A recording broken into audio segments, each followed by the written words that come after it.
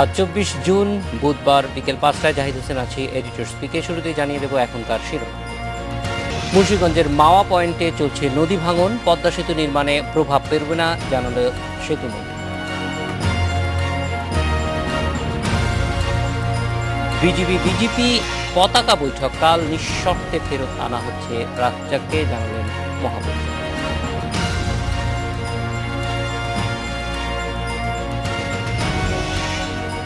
রাজধানীর ইস্কাটনে জোড়া খুনের মামলায় এমপি পুত্র বখতিয়ার রনি আবারও ৪ দিনের রিমান্ড।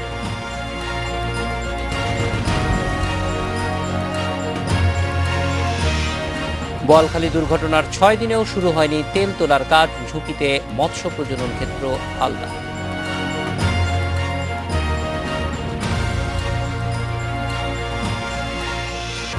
মুন্সিগঞ্জের মাওয়া পয়েন্টে নদী ভাঙনের মুখে পদ্মা সেতু প্রকল্প এলাকার ১৫০ কিলোমিটার এলাকা এখন বালু ভর্তি জিও ব্যাগ ফেলে চলছে ভাঙন ঠেকানোর কাজ। তবে এই ভাঙন সেতু নির্মাণে কোনো প্রভাব ফেলবে না বলে দাবি করেছে সড়ক পরিবহন ও সেতুমন্ত্রী ওবায়দুল কাদের।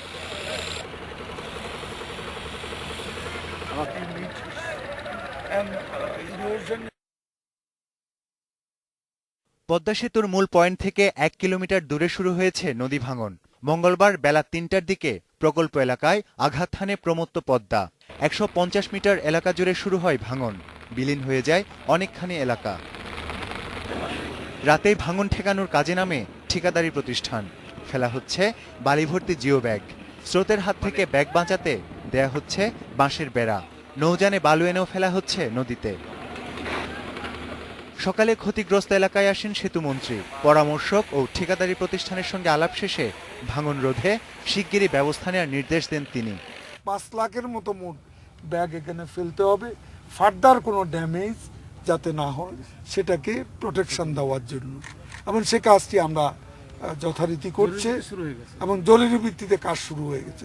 কাজে এ নিয়ে আশঙ্কা বা উদ্বেগের কোনো কারণ নেই। এ ভাঙনে মূল সেতুর কাজে কোনো প্রভাব পড়বে না বলেও জানান তিনি। এই ভাঙ্গন, নতুন ভাঙ্গনের কারণে এখানে আমাদের মূল কাজের কোনো ক্ষতি হবে না। আমাদের অক্টোবরে যথাসময়ে পাইলিং হবে, মূল সেতুর এবং রিভার ট্রেনিংও একই সঙ্গে চলতে থাকবে, এর কোনো ব্যত্যয় ঘটবে না। আগামীতে এ ধরনের পরিস্থিতি মোকাবিলায় প্রয়োজনীয় প্রস্তুতি সেতু কর্তৃপক্ষের রয়েছে বলেও জানান ওবায়দুল কাদের। তানজির মেহেদি, ইন্ডিপেন্ডেন্ট নিউজ, মুন্সিগঞ্জ।